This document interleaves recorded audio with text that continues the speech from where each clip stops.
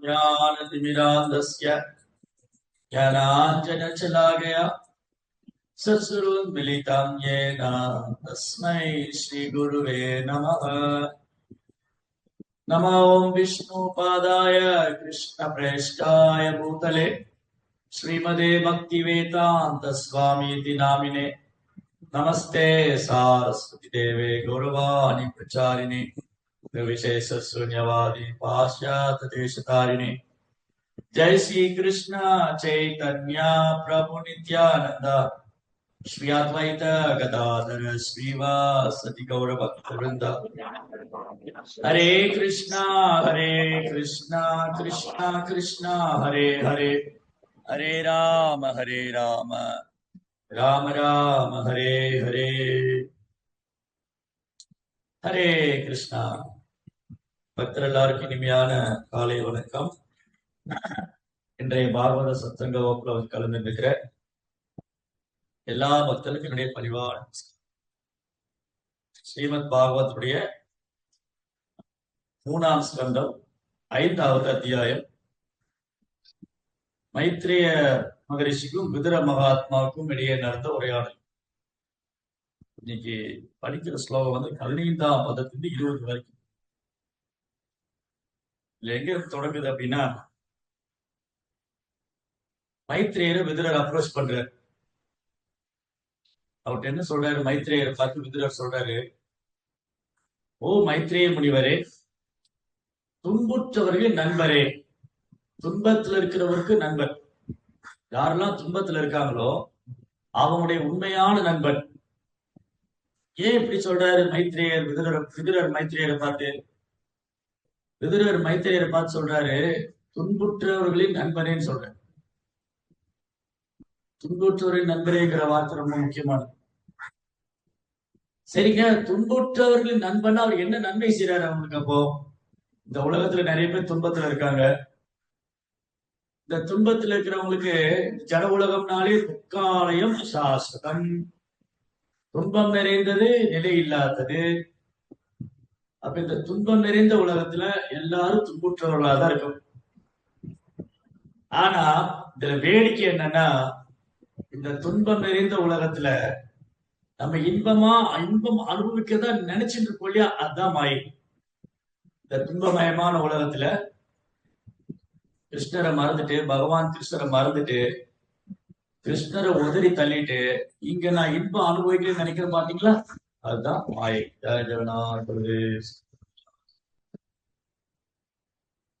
அதுதான் அறியாமை. இங்க எல்லாருமே துன்பப்பட்டுக்கிட்டு தான் இருக்கு இல்லைங்களே. நாங்க தான் ஏழையா பிறந்துட்டோம், நாங்க தான் துன்பப்படுறோம். பணக்காரங்க எல்லாம் நல்லா தானே இருக்காங்க, வசதியா தானே இருக்காங்க. கார் என்ன, ஊர் என்ன, பேர் என்ன. ஊழல் செய்யற அரசியல்வாதியும் நல்லா தான் இருக்காரு, சௌகரியமா இருக்காரு. என்ன பிரச்சனை அவங்களுக்கு? அது மாதிரி சிலப்ப நம்ம நினைச்சுக்கலாம், இல்ல கஷ்டம் எனக்கு மட்டும்தான் இருக்கு. பெரும்பாலும் இந்த உலகத்துல ஒரு பொதுவான வழக்கம் என்னன்னா, ஒவ்வொருத்தரும் நான் மட்டும்தான் கஷ்டப்படுறேன்னு நினைச்சிட்டு, நான் மட்டும்தான் கஷ்டப்படுறேங்க, என்ன மாதிரிலாம் யாருமே கஷ்டப்பட முடியாது, நான் மட்டும்தான் துன்பத்துல இருக்கேன் அப்படின்னு எல்லாருமே நினைச்சுக்கிட்டு இருக்காங்க. அதான் வேடிக்கை. வேடிக்கை என்னன்னா, ஒவ்வொருத்தரும் துன்பம் என்னமோ தனக்கு மட்டும்தான் வந்திருக்கு. ஆனா நாரத முனிவர் என்ன சொல்றாரு பாகவதத்துல, தசைவஹேதோ பிரஜதேவ கோவிதோ நலப்பதே பிரமதாமுபரியத தலப்பதே துஷ்கவத் அந்யத சுகம் காலேன சர்வத்ர கபீரம் சா. இந்த உலகத்துல யாருமே துன்பத்தை விரும்புறது இல்லை, ஆனா துன்பம் வருது, ஏத்துக்கிட்டு தான் ஆகணும். அதே மாதிரி எல்லாரும் இன்பத்தை விரும்புறாங்க, இன்பமும் வருது, அதை ஏத்துக்கிறாங்க.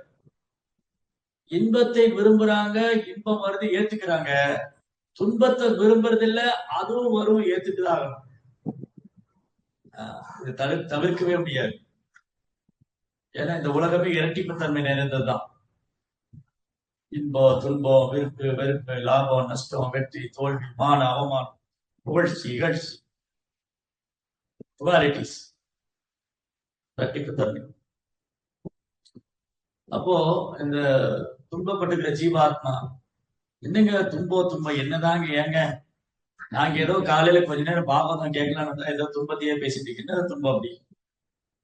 நல்லா தானே இருக்கு, ஒன்றும் பிரச்சனை இல்லையே. இதோ இப்ப ஆபீஸ் போயிட்டு இருக்கோம், அங்க போய் வேலை பார்க்க போறோம், ஸ்கூலுக்கு போறோம், ஸ்கூல்ல போய் படிச்சுட்டு இருக்காங்க, இல்ல அவங்கவுங்க ரொட்டீனா நடந்துட்டு தானே இருக்கீங்க. என்ன துன்பம் இருக்கு? என்ன துன்பம்னு மறந்துட்டோமே. ஜென்ம மிருத்து ஜராவியாதி துக்கதோஷான தர்சனா. இதுதான்.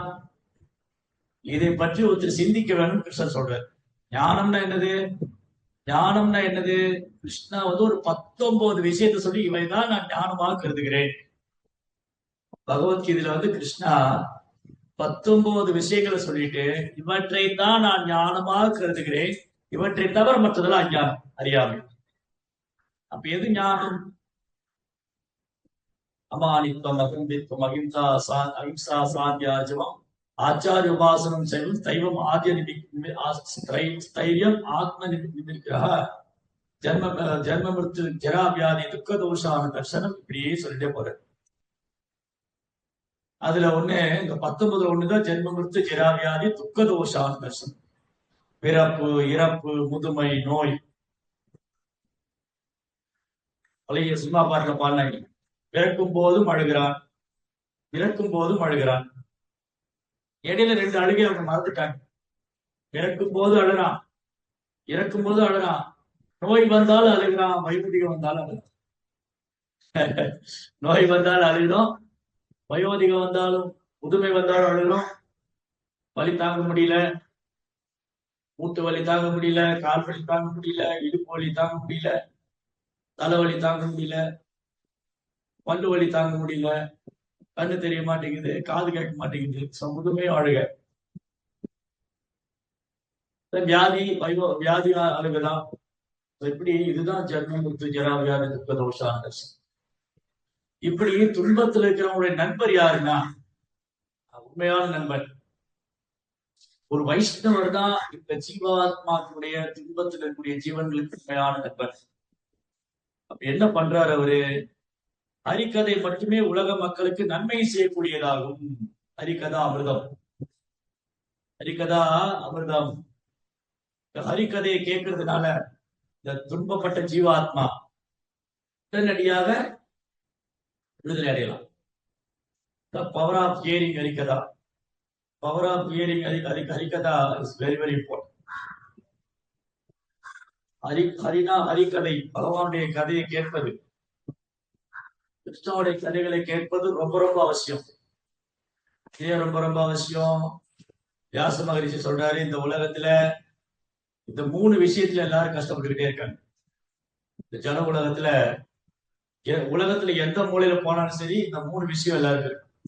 தவிர்க்கவே முடியாது, யாரும் தவிர்க்க முடியாது, யாராலும் தவிர்க்க முடியாது. சோகா, மோகா, பயம். சோகம் கவலை, மோகம் அறியாமை, பயம் பயம். இந்த 3 இருக்கு இல்லையா? இதெல்லாம் பக்கம் இருக்கு. எல்லா உலகத்துல, எல்லா நாடுகளிலும், எல்லா இடத்துலயும் இருக்கு சோக மோக பயம். எதுக்காவது ஏக்கப்படுவாங்க, கவலைப்படுவாங்க, எதையாவது நினைச்சு பயப்பட்டு இருப்பாங்க. என்ன பண்றோம்னு தெரியாம அறியாமலே எதையாவது செஞ்சுட்டு இருப்பாங்க. இது நம்ம இந்த உலகம் முழுமே பார்க்கலாம். உலகம் முழுவதுமே ஏதோ ஒரு விதத்துல, இந்த உலகம் முழுமே ஏதோ ஒரு விதத்துல பயத்துல இருக்காங்க. எதுக்காக பயப்படுவாங்க. என்னாகும்? என்னோட பொண்ணுடைய வாழ்க்கை என்னாகும், என் பையன் என்னாகும், என் பேர குழந்தை என்னாவா, என் ப்ராப்பர்ட்டி என்னாகும், பயம். அதுக்கப்புறம் சோகம். நான் முயற்சி பண்றேன், நடக்கவே மாட்டேங்குது, நான் எவ்வளவு ட்ரை பண்ணிக்கிட்டே இருக்கேன், நடக்கலையே. கவலை, ஏக்கம், அறியாம. இதுக்கான வழி என்ன, தீர்வு என்ன? நான் பிறப்பு, இறப்பு, முதுமை, நோயிலிருந்து எப்படி விடுபடுறது, கவலையிலிருந்து எப்படி விடுபடுறது, துன்பத்திலிருந்து எப்படி விடுபடுறது, பயத்திலிருந்து எப்படி விடுபடுறது, இது தெரிஞ்சுக்காம இது இருக்குன்னு தெரியாம வாழ்றான் பாத்தீங்களா? அதுதான் மாயம். நான் துன்பத்துல இருக்கேன், நான் மரணத்தை நோக்கி போயிட்டு இருக்கேன், நான் வயோதிகத்தை நோக்கி போயிட்டு இருக்கேன், நான் இறப்பை நோக்கி போயிட்டு இருக்கேன். இது தெரியாம இந்த உலகம் அனுபவிக்கிறதுக்காக கொடுத்திருக்கு, அனுபவிக்கிற வரைக்கும் அனுபவிச்சிடலாம். இதுதான் அறியாமை. இந்த அறியாமையில் இருக்கக்கூடிய துன்புற்றவர்களின் நண்பர் தான் யார் உண்மையான நண்பர்? மைத்ரேயரை போன்றவங்க. மைத்ரேயர், விதுரர், பக்தி சித்தாந்த சரஸ்வதி தாக்கூர், சில பிரபுபாதர், பக்தி வினோத் தாக்கூர், இந்த மாதிரி ஆச்சாரியர்கள், தூய பக்தர்கள், இவங்க தான் துன்புற்றவர்களின் மிகச்சிறந்த நண்பர்கள். சுகிருத்து கிருஷ்ணா, கிருஷ்ணரும் அவரது தூய பக்தர்கள். சுகிருதம் சர்வபூதானாம் ஞாத்மாமாம் சாந்தி மிருச்சதி பௌக்தாரம் யக்ய தபசாம் சர்வலோக மகேஸ்வரம் சுகிருதம் சர்வபூதானாம் ஞாத்மாமாம் சாந்தி மிருச்சதி. உண்மையான அனுபவிப்பாளர் கிருஷ்ணர் தான், நான் கிடையாது. நான் உண்மையான அனுபவிப்பாளர் இல்ல, கிருஷ்ணர் தான் உண்மையான அனுபவிப்பாளர். போக்தா, எல்லா யாகங்களையும் தவங்களையும் அனுபவிப்பவர். பௌக்தாரம் யக்ய தபசாம் சர்வலோக மகேஸ்வரம், எல்லா உலகத்தையும் கட்டுப்படுத்துவோம், எல்லா உலகத்தையும். சுகிருத்து, எல்லாருடைய உற்ற நண்பர். ஏன்னா கிருஷ்ணா இந்த பூமியில அவர் தன் காரணமற்ற கருணையால் தோன்றுகிறார். பகவான் இந்த பூமியில காரணமற்ற கருணையால் தோன்றுறதுனால அவரை விட உயிர் வாழிக்க சிறந்த நண்பர் யாரும் இருக்க முடியாது. கிருஷ்ணரை விட ஒரு சிறந்த நண்பர் யாரும் கிடையாது. அதே மாதிரி பகவானுக்கு தூய பக்தர்கள். பகவானும் காரணமற்ற கருணையால் இந்த பூமியில தோன்றுகிறார். அவரது தூய பக்தர்கள் இங்க தோன்ற வைக்கிறார். ஆன்மீக உலகத்திலிருந்து இந்த தூய பக்தர்கள் ஆன்மீக உலகத்தில் இறங்கி வராங்க. கோலோ விருந்தாவனத்துல பகவானுக்கு நித்தியமாக சேவை பண்ணக்கூடிய நித்திய சித்தர்கள் அவங்க இந்த பூமியில ஆச்சாரியராக தோன்றி எல்லா ஜீவனுடைய உற்ற நண்பரா இருக்கு. Best friend. நண்பரை பற்றி சொல்லும் போது யார் உண்மையான நண்பன் இருக்கு? நம்மள முகஸ்துதி பண்ற உண்மையான நண்பன் இல்லை. நம்மளை யார் முகஸ்துதி பண்றாங்களோ அவங்க உண்மையான நண்பர் இல்லை. ஒன்று. ரெண்டாவது, நம்ம பண்ற தப்புகளை சரி நீ பண்ணதெல்லாம் சரிதான்னு சொல்லக்கூடிய நண்பனும் உண்மையான நண்பன் இல்லை. நம்ம தவறுகளை ஆமோதிக்கிறவர், நம் தவறுகளை சுட்டி காட்டாம, நம் தவறுகளை பொருட்படுத்தாம, ஓ இவன் நண்பன் என்ன தப்பு பண்ணாலும் பரவாயில்ல, நான் அவனை பாதுகாப்பேன், அவரும் உண்மையான நண்பர் இல்லை. அப்போ ராமாயணத்துல ராவணனுக்கு நிறைய நண்பர்கள் இருந்தாங்க. ராமாயணத்துல பார்க்கலாம், ராவணனுக்கு நிறைய நண்பர்கள் இருந்தாங்க. இந்த நண்பர்கள் எல்லாமே ராவனுடைய காமத்துக்கு தீனி போடுற மாதிரி இருந்தாங்க. அதனால அவங்கள உண்மையான நண்பர்களே இல்லை. விபீஷணன் மட்டும்தான் ராவனுடைய உண்மையான நண்பரா இருந்தார். ஆனா முட்டாள் ராவணன் புரியல, விபீஷன் தான் என் உண்மையான நண்பன். முட்டாள் ராவணனுக்கு புரியல, விபீஷணன் தான் என் உண்மையான நலன் விரும்பி. அவன் மேல அக்கறையோட சொல்றாரு, புரியல. மற்றவங்க எல்லாம், ஏன்னா விபீஷணா மேல ராவணன் கோவம் வருது. ஏன்னா ராவனுடைய புலன்பத்துக்கு விபீஷணன் தடையா இருக்கு. ராவனுடைய புலன்பத்துக்கு விபீஷணன் தடையா இருக்கிறதுனால இமிடியா ராவணன் கோவம் வருது. இவன் சகோதரன் இல்லை, இவன் துரோகி, சத்ரு. காரணம், இவன் என் ஆசையை பூர்த்தி பண்ண மாட்டேங்கிறான். என் ஆசைக்கு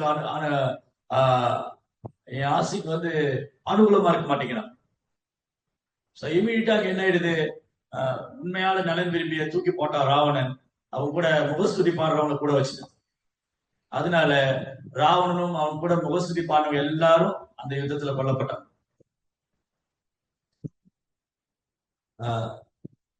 உன் நண்பன் யார் என்று சொல், நீ யார் என்று காண்பிக்கிறேன். நண்பன் யார் என்று காமி, நீ யார் என்று நான் சொல்கிறேன். ரைட்? நம்ம ஃப்ரெண்ட்ஸ் யாருன்னு காமிச்சிட்டா நம்ம யாருன்னு தெரிஞ்சு. சோ அதனால ராவணன் அவனை போலயே புலன்பவாதிகளை கூட வச்சுனா, இந்த ராவனுடைய புலன்பத்துக்கு எல்லாரும் உற்சாகப்படுத்தக்கூடியவங்க அவர்கிட்ட காசு வாங்கிட்டு, அவர்கிட்ட பதவி வாங்கிட்டு, இந்த மாதிரி ஆட்கள் உண்மையான நண்பர்கள் அல்ல, உண்மையான நலன் விரும்பிகள் அல்ல. மாறாக ராவணனுக்கு யமனா இருந்தாங்க, ராவனுடைய அழிவுக்கு காரணமா இருந்தாங்க. அதே மாதிரிதான் மகாபாரதத்துல கர்ணா. சோ கர்ணா துரியோதன உண்மையான நண்பனா இல்ல. ஏன்னா துரியோதன் பண்ணக்கூடிய தவறுகளை கர்ணன் சுட்டி காமிக்கல. கர்ணன் அதுக்கு தீனி போடுற. எஸ் கரெக்ட், துரியோதனா பாண்டவர்களை நடுத்தரோடு நிறுத்தணும், அவங்களை கொல்லணும். திரௌபதி எடுத்துட்டு வா சபையில, அவளை அவமானப்படுத்தணும். Is not real friend. அவர் உண்மையா நண்பன் இல்ல. காரணம் என்னது? எதிரிக்கு எதிரி நண்பன் ஆயிட்டு. எதிரிக்கு எதிரி நண்பன். ஓ, பாண்டவர்கள் எதிரி. கர்ணன் நினைக்கிறாரு பாண்டவரின் எதிரி, நான் அர்ஜுனனை கொல்லணும். ஓ, துரியோதனுக்கு பாண்டவர் எதிரி, அதனால துரியோதனால நண்பன். துரியோதனன் பாண்டவர் கொல்லணும்னு நினைக்கிறாரு, கர்ணன் அர்ஜுனனை கொல்லணும்னு நினைக்கிறாரு, எதிரிக்கு எதிரி நண்பர் ஆயிட்டேன். Very good. ரெண்டு பேருடைய கோல் ஒண்ணுதான். நானும் அர்ஜுனனை கொல்லணும், நீங்க பாண்டவர், நம்ம ரெண்டு ஒன்னாயிடும். எஸ், இது உண்மையா நட்பு இல்ல. முகநக நட்பது நட்பன்று, நெஞ்சை தகநக நட்பதே நட்பு. முகஸ்துதி பண்ற உண்மையா நண்பர் இல்ல.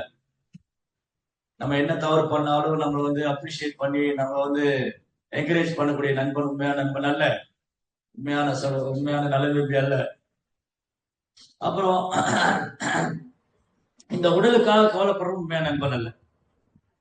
என் நண்பன் வறுமையில் இருக்கான், அவனுக்கு சாப்பாடு இல்ல, துணிமணி இல்ல, அதற்காக கவலைப்படும் உண்மையான நண்பன் அல்ல.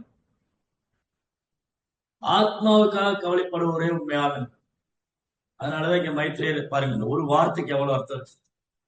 மைத்ரேயர் விதுரர் மைத்ரேயர் பார்த்து சொல்றாரு, ஓ மாமுனிவரே, ஓ மைத்ரேயரே, துன்புற்றவர்களின் நண்பரே, ஹரிக்கதை மட்டுமே உலக மக்களுக்கு நன்மை செய்யக்கூடியதாகும். நீங்க என்ன பண்றீங்க? ஹரிகதா பேசுறீங்க, இதுதான் உண்மையான நலன். நீங்க எல்லா ஆன்மாக்களுக்கும் ரியா ஆத்மா சுப்ரஷீததி, ஆன்மாவுக்கு உண்மையான ஆனந்தம் தரக்கூடியது ஹரிகதா, அமிர்தம். ஹரிகதை யாரு சொல்லிக் கொடுக்குறாங்களோ, இந்த உலகத்துல யாரு ஹரிகதையை சொல்லிக் கொடுக்குறாங்களோ, அவங்கதான் இந்த உலகத்தில் இருக்கிற எல்லா ஜீவனுடைய உண்மையான நலன் விரும்பி நண்பனும் ஆவார். ஏன்னா அவர் ஆத்மாவுக்கு நன்மை பண்றார். எனவே மலர்களிலிருந்து தேனை சேகரிப்பது போலவே அனைத்திற்கும் சாரமாக ஹரிகதையை கூறி அருளுங்கள். தேனீக்கள் எப்படி மலர்ந்து தேனை சேகரிக்குதோ, அது போல இந்த விதுர மகாத்மா மைத்ரேயத்திலிருந்து ஹரிகதையை கேட்கணும்னு ஆசைப்படுறேன். அதெல்லாம் சொல்லுங்க. எல்லா வேதனுடைய சாரமும் ஹரிகதா, பகவானுடைய நாம ரூப குணாதிசயங்கள், அதை எனக்கு விளக்கி சொல்லுங்க. இதுதான் அருமையான கேள்வி, பயனுள்ள கேள்வி. இது விதுரருக்கு மட்டும் பயனுள்ள கேள்வி அல்ல, எல்லா ஜீவனுக்கும் நன்மை. அதான் பாருங்க, விதுரரும் துயரற்ற உண்மையான நண்பன். இங்க விதுரர் மைத்ரேயரை பார்த்து சொல்றாரு, நீங்க துன்புற்றவர்களின் நண்பன், எல்லா ஜீவனுக்கும் உண்மையான நலன் விரும்பி நீங்க தானே. ஆக்சுவலி சொல்ல போனா விதுரரும் காரணம். ஏன்னா விதுரர் கேட்க போனதுனாலதான் இந்த கேள்வி, இந்த பதில்கள். சோ அப்படி பார்க்க போனா விதுரரும் தூய பக்தர், மைத்ரேயரும் தூய பக்தர். சோ மைத்ரேயர் எப்படி உயிர்வாளிகளுக்கு உற்ற நண்பரா இருக்காரோ, அதே போல விதுரரும் உயிர்வாளிக்கு உற்ற நண்பரா இருக்காரு. அவர் கேள்வி கேட்டதுனாலதான் இன்னைக்கு இதை படிக்கிறோம். So therefore, Vidura also the best well-wisher, a real friend. எல்லா ஜீவனுடைய உற்ற நண்பரும் நலன் விரிவு விதுரர், மைத்ரேயர், விதுரரை போன்றோம். துரதிருஷ்டவசமாக கட்டுண்ட ஆத்மாக்களில் சிலர் கடவுளை நம்பாமலும் மற்றும் சிலர் அவரது அருவ அம்சத்தில் மட்டும் நம்பிக்கை கொண்டெல்லாம் இருப்பதால் அவர்கள் ஹரிகதையை விரும்புவதில்லை. மேற்கூறிய நாஸ்திகர்கள் மற்றும் அருவவாதிகள் ஆகிய இரு பிரிவினருக்கும் கடவுளை பற்றி கூற எதுவும் இல்லை. இவர்கள் அனைத்திற்கும் சாரமாக இருப்பவரை மறுக்கின்றனர். ரெண்டு கேட்டகரி இருக்கு எப்பவுமே, படைப்பின் ஆரம்பத்திலிருந்தே இருக்கு. ரெண்டு கேட்டகரி, ரெண்டு வகையான பிரிவினர். ஒண்ணு கடவுள் இல்லைன்னு சொல்றவங்க, ஒருத்தர் கடவுள் இல்லைன்னு சொல்றவங்க, இன்னொருத்தர் கடவுள் உருவம் இல்லைன்னு சொல்றவங்க. கடவுள் இல்லைன்னு சொல்றவங்க, கடவுள் உருவம் இல்லைன்னு சொல்றவங்க ஹரிகதையில கவரப்படுறது இல்லை. ஏன்னா கடவுள் இல்லைன்னு சொல்ற இதெல்லாம் கட்டுக்கதைங்க, இதெல்லாம் நம்பாதீங்க, ஹரியாவது ராமராவது கிருஷ்ணராவது போய் தராது அப்படின்னு கடவுள் இல்லைன்னு சொல்றவங்க ஹரிகதைக்கு அவ்வளவு முக்கியத்துவம் தர்றதில்ல. அவங்களுடைய வயதான, தலை முதிர்ந்து போன, கண்ணு தெரியாத, பல்லு போன தன் தலைவனை பத்தி பேசவும் கேட்பாரு. இந்த நாத்திகர்கள் கடவுளுடைய சரித்திரத்தை கேட்க ஆர்வப்படுறதில்லை. மாறாக மரணம் அடைந்த தனது ஒன்றுத்துக்கு உதவாத தலைவரை பற்றி பேசுவதிலும் கேட்கறதில் ஆர்வம். ஒண்ணுத்துக்குமே உதவாத, எந்த வகையிலும் பிரயோஜனம் இல்லாத வீணா போன தலைவர்கள், கடவுள் மறுத்த தலைவர்கள். இந்த கடவுளை மறுத்த தலைவர்களை பத்தி பேசுறதுக்கு கேட்கறதுக்கு ஆர்வம் காமிக்கிறாங்க அவரை பின்பற்றக்கூடியவங்க. அதனாலதான் இவங்க முட்டாள்கள். ஆனா இவங்க தன்னை பகுத்தறிவாளராக காமிச்சுக்குவாங்க. ஆனா பகுத்தறிவாளர்கள் பேர்ல இவங்க முட்டாளா இருக்கிறது எல்லாருக்கும் தெரியும். காரணம் என்னதுன்னா, இவங்க ஏதாவது கேட்டுதான் ஆகணும். இவனால கேட்காம இருக்க முடியாது. ஆனா இவங்க பிரயோஜனம் இல்லாத கேட்கறதுனால இவங்க பத்தி பேசுறது பிரயோஜனம் இல்லை. இவங்க பிரயோஜனம் இல்லாத விஷயத்தை பத்தி கேட்கறதுனால இவங்க பத்தி பேசுறது பிரயோஜனம். அடுத்தது இந்த மாயாவாதிகள் அல்லது அருவவாதிகள். இவங்களும் பகவானுடைய ரூபத்தை ஏற்றுக்கொள்ளாதனால இவங்களும் ஹரிகதை கேட்கறது ஆர்வம். அப்ப இவங்க ரெண்டு பேருக்குமே பகவானுடைய எந்த சம்பந்தம் இல்ல, எந்த ஒரு உறவும் கிடையாது. இவங்க வெறுமனே தன்னோட வாழ்க்கையை வீணாக்குறாங்க. இந்த மனித கிடைத்தற்கு அரிதான மனித வாழ்க்கையை வீணடிக்கிறவர்கள் ஹரிகதை கேட்காதவர்கள். பகவானுடைய கதையை கேட்காதவங்க தன் மனித வாழ்க்கை கிடைத்தற்கு அரிதான மனித வாழ்க்கை வீணடித்து விட்டார்கள். வீணா போயிடுச்சு, வீணாயிடுச்சு. சோ ஹரிகதா குருகுலத்துல இருந்து சின்ன வயசுல பள்ளிக்கூடத்துல இருந்து ஆரம்பிக்கும். ஓமாரம் ஆக்கிறதே பிரஜா தர்மான் பாகவதாயிக. இந்த பாகவத தர்மம் 5 வயசுல சொல்லி கொடுக்கணும். ஹரிகதா, கிருஷ்ண கதா. ஆனா இன்னைக்கு பெரும்பாலும் பாருங்க, இந்த 5 வயதுல படிக்க வேண்டிய விஷயத்த இன்னைக்கு பெரும்பாலும் தவற விட்டாங்க. அப்ப வாழ்க்கையை வீணாதான் கழிச்சுட்டு இருக்காங்க. வாழ்க்கையில ஓரொரு பருவமும், ஓரொரு நாளும், ஓரொரு மாதமும், ஓரொரு வருஷமும், ஓரொரு மாதம், ஓரொரு வருஷமும் எப்படி போயிட்டு ஹரிகதை இல்லாம வீணா போயிட்டு வேஸ்ட் பண்றாங்க. Simply wasting valuable birth. விலை மதிக்க முடியாத மனித பிறவிய வீணா கழிச்சுட்டு இருக்க. அதே சமயம் யார் ஒருத்தர் ஹரிகதை கேட்கிறாங்களோ அவங்க இதை சரியா பயன்படுத்த. அதனால துன்புற்ற மக்கள், இந்த ஜட உலகத்துல துன்பத்தில் இருக்கிற மக்களுக்கு சரியான மருந்து என்னன்னா பகவானுடைய நாம ரூப குணாதிசயங்களை கற்பிக்கிறதா. அதுதான் ஒரே மருந்து. யஷ்யாங்கை ஸ்ரூயமானாயா கிருஷ்ணே பரம புருஷே பக்திலுத்பத்ததே வம்ச சோகமோக பயாபக. யஷ்யாங்கை ஸ்ரூயமானாயா. ஸ்ரூயா சுனுதே, சுனுதா, சுனதா, ஸ்ரூயா, சுனு அப்படின்னா கேட்கறது. யாரை பத்தி கேட்கணும்? கிருஷ்ணே பரம புருஷே, பரம புருஷோத்தமனான பகவான் கிருஷ்ணர். யஷ்யாங்கை ஸ்ரூயமானாயா கிருஷ்ணே பரம புருஷே. பரமபுருஷ பகவானான கிருஷ்ணரை பத்தி கேட்கணும். அப்படி கேட்கும் போது என்ன ஆகும்? யார் ஒருத்தர் தொடர்ந்து கிருஷ்ணரை பத்தி கேட்டுட்டே இருக்காங்களோ அவங்களுக்கு பக்தி, கிருஷ்ணன் மேல அன்பு ஏற்படும்.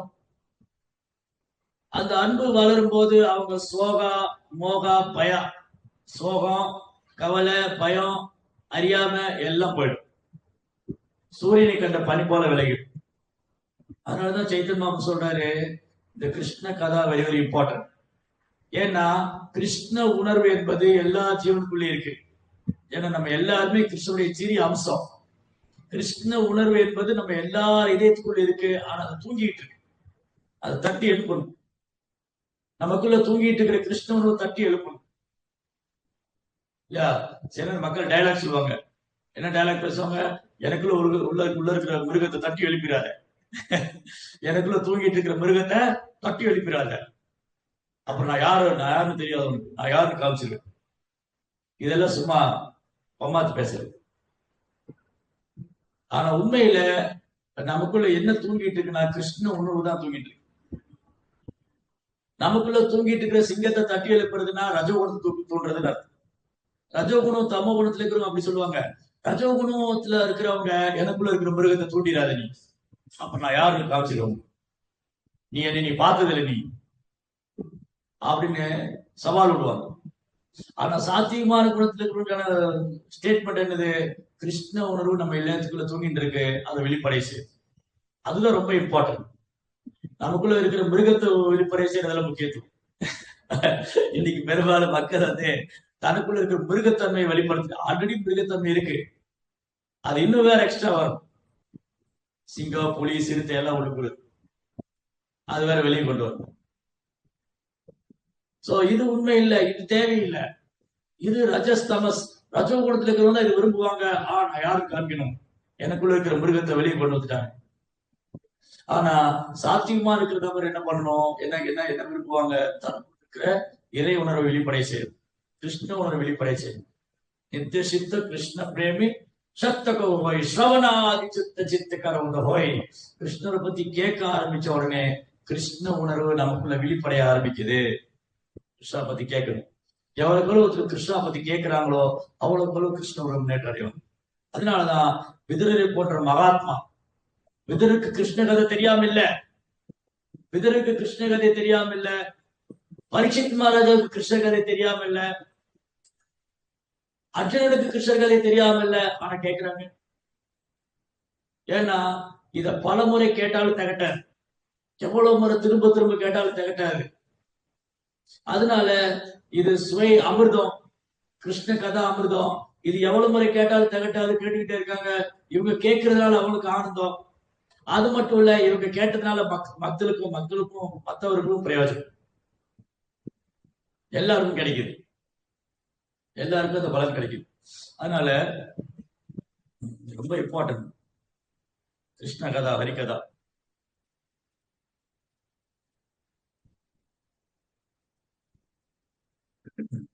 எனவே அவர்கள் புணர்வு மற்றும் மனக்கற்பனை பற்றிய விஷயங்கள் கடவுள் இல்லைன்னு சொல்றவன் புலன்பத்தில் ரொம்ப தீவிரமா இருக்கும். கடவுளுக்கு உருவம் இல்லைன்னு சொல்றவங்க மனக்கற்பனையில தீவிரமா இருக்கும். கடவுளுக்கு உருவம் இல்லைன்னு சொல்றவங்க மனக்கற்பனையில வாழ்ந்துட்டு இருப்பாங்க. கடவுளை இல்லைன்னு சொல்றவன் புலன்பத்துல ஓடி போயிடும். இதை நம்ம கண் கூட பார்க்கலாம். அப்ப இந்த மாதிரி குழப்பவாதிகள் மந்த புத்திக்காரங்க, அறிவில் குறைந்தவங்க, இவங்களை இருந்து பொதுமக்களை காப்பாற்றணும், சாதாரண வெகுளி மக்களை காப்பாற்றணும்னு சொன்னா அவங்க கிருஷ்ண கதையை கேட்க வைக்கணும். கிருஷ்ண கதை ஒருத்தர் எவ்வளவு கேட்கிறாங்களோ, கிருஷ்ண கதையை ஒருத்தர் எவ்வளவு கேட்கிறாங்களோ அவ்வளவுக்கு எவ்வளவு அங்க அறியாம இருந்து விடுபடும், குழப்பத்துல இருந்து விடுபடும். அதனாலதான் இங்க விதுரர் மைத்ரேயர் பார்த்து சொல்றாரு, நீங்க தான் உற்ற நண்பர், எல்லாருக்கும் உற்ற நண்பர், எல்லாருக்கும் நன்மை, உலகத்துக்கே நன்மை தரக்கூடியது சர்வலோக மகேஸ்வர் சுகிருதம் சர்வபூதானம். எல்லா உயிர்வாளுக்கும் உற்ற நண்பரும், எல்லாருக்கும் நன்மை தரக்கூடிய பகவானை பற்றி கேட்கணும். அது வெரி வெரி இம்பார்ட்டன்ட். அதுக்கப்புறம் என்ன சொல்றாரு, பரமபுருஷர் பிரபஞ்ச படைப்பிற்காகவும் பராமரிப்பிற்காகவும் சர்வசக்திகளையும் பூர்ணமாக கொண்ட அவதாரங்களை ஏற்றார். பரம ஆளுநரான அவரது அமானுஷ்யமான உன்னத செயல்களை பற்றி அனைத்தையும் தயவு செய்து கூறியிருக்காரு. பகவானுடைய சிருஷ்டிப்பு லீலை, இந்த சிருஷ்டிப்பு எப்படி நடந்தது, அவர் எப்படி பல்வேறு அவதாரம் பண்றாங்க, அதை பத்தி எல்லாம் சொல்லுங்க.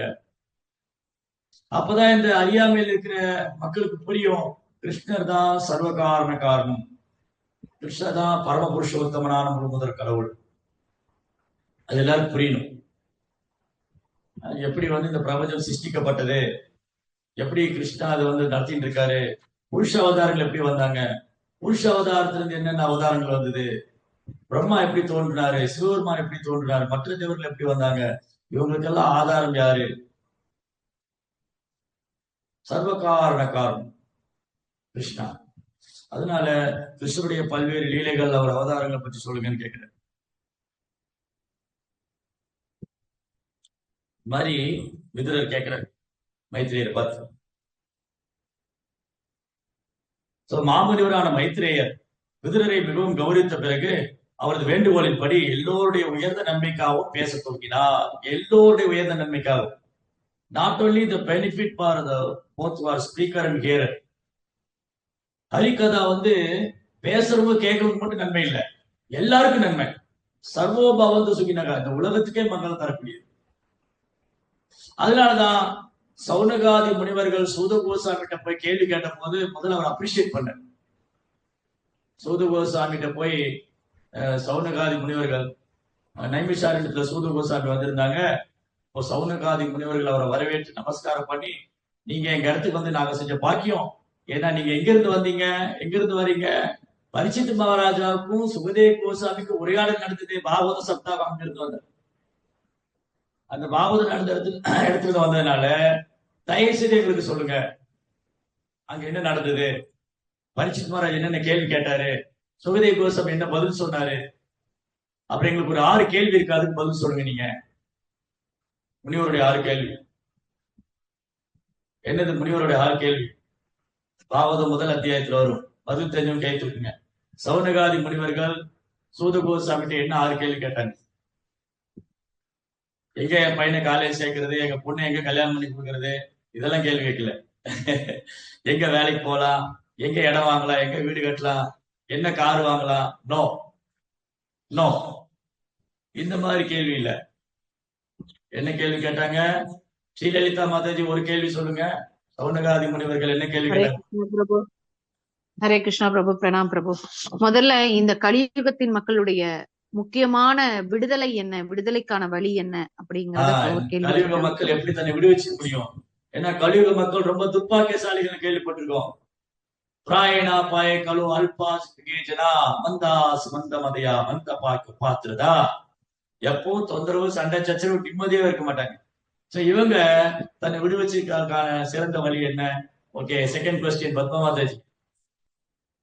ஆம், ஏன் கிருஷ்ணர் வந்து தேவகி உடைய கர்ப்பத்துல பிறந்தார்? ஏன் கிருஷ்ணா பிறப்பற்றவர்? அந்த பிறப்பற்றவர் ஏன் தேவையின் கர்ப்பத்தில் தோன்றினார்? அவரே பிறப்பற்றவராச்சே. பிறப்பற்ற பகவான் ஏன் தேவையின் கர்ப்பத்தில் தோன்றினார்? Very good. அடுத்தது மூணாவது. பகவான் இந்த பூமி விட்டு மறைச்சிட்டாரு. அப்ப வேதங்கள்லாம், இந்த எல்லா சாஸ்திரமும் யாரையும் சரணடைந்தது? எல்லா தர்மமும் எங்க போய் சரணடைஞ்சது? அடுத்தது இன்னும் 3 கேள்வி இருக்கு. பரீட்சித் ஏன் எல்லாத்தையும் விட்டுட்டு வந்தார் அப்படின்னு? இல்ல இல்ல இல்ல பரீட்சித் ஏன் எல்லாத்தையும் விட்டுட்டு? இல்ல இல்ல பகவான் என்னென்ன அவதாரம் பண்றாரு, அவருடைய பல்வேறு அவதாரங்களை பற்றி சொல்லுங்க. ஸ்ரீலலிதா மாதாஜி. இந்த 2 ஹரே பாக்கி. கிருஷ்ணா பிரபு. அடுத்தது அவர் எப்படி இந்த அவருடைய வீரத்தார செயல்கள் எல்லாம் விளக்குமாறு கேட்கிறார். பகவானுடைய லீலைகள், அவருடைய பல்வேறு லீலைகளை பற்றி விவரமா சொல்லுங்க. அப்புறம் இன்னும் 1 பாக்கி இருக்கு. எல்லா வேதத்தையும் சாரமா எடுத்து அது எல்லாருக்கும் நன்மை தர மாதிரி கொடுங்க.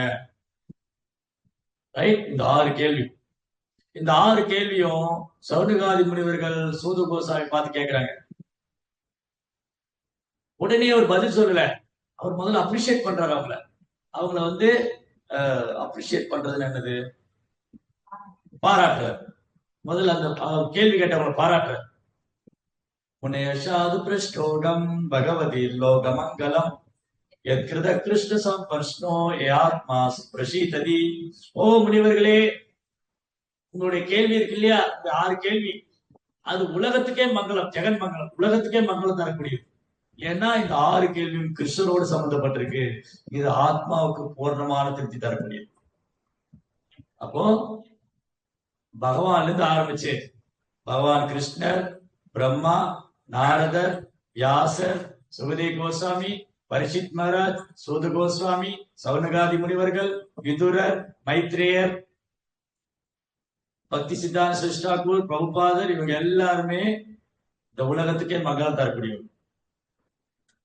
இவங்க எல்லாருமே இந்த துன்புற்ற ஜீவன், நம்மை போல கட்டுண்ட வாழ்க்கையில, பந்தப்பட்ட வாழ்க்கையில் ஜீவாத்மாவுடைய உற்ற நண்பர்கள், உண்மையான நலன் விரும்பிகள். அதனால முதல்ல அப்ரிஷியேட் பண்றாரு.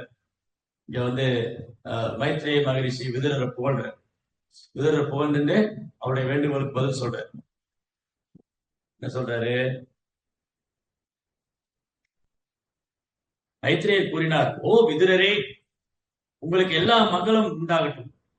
அனைத்திலும் மிக உயர்ந்த நன்மையை பற்றி நீங்கள் என்னிடம் கேட்டதன் மூலமாக உலகிற்கும் எனக்கும் கருணை காட்டியுள்ளீர்கள். பாத்தீங்களா, அவர் என்ன சொல்றாரு? விதுரர் கருணை காமிச்சுட்டு சொல்றாரு.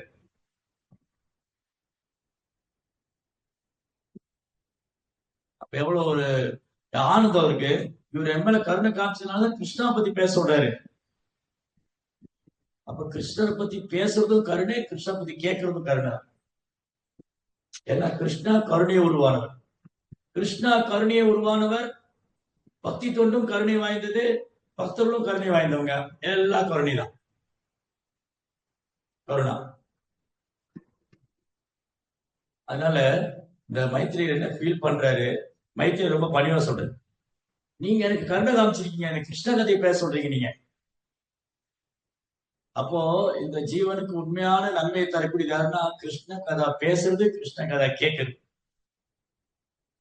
பேசுறதுனால மைத்ரேயருக்கு சந்தோஷம், கேட்டதுனால விதுரருக்கு சந்தோஷம். இது ரெண்டையும் இப்ப இவங்க கூட நிறைய உரையாடல, இவங்க 2 பேருக்கு நடந்த காம்பன்சேஷன் உரையாடல படிக்கலாம், நமக்கு சந்தோஷம். நாம படிச்சுட்டு 4 பேருக்கு சொன்னா 4 பேருக்கு சந்தோஷம். அந்த 4 பேர் இன்னும் 4 பேருக்கு சொன்னா எல்லாட்டி உலகமே சந்தோஷமாயிடும். அதான் பிரபா சொன்னாரு, இந்த உலகத்தை என்கிட்ட கொடுங்க, நான் மாத்தி காமிக்கிறேன். உலகத்தையும் சந்தோஷமா பொருள் ஓகே. சோ நீங்க என் மேல கருணை காமிச்சிருக்கீங்க. ஏனென்றால் உமது மனம் எப்பொழுதும் உன்னதத்தை பற்றிய சிந்தனையிலேயே ஆழ்ந்திருக்கிறது.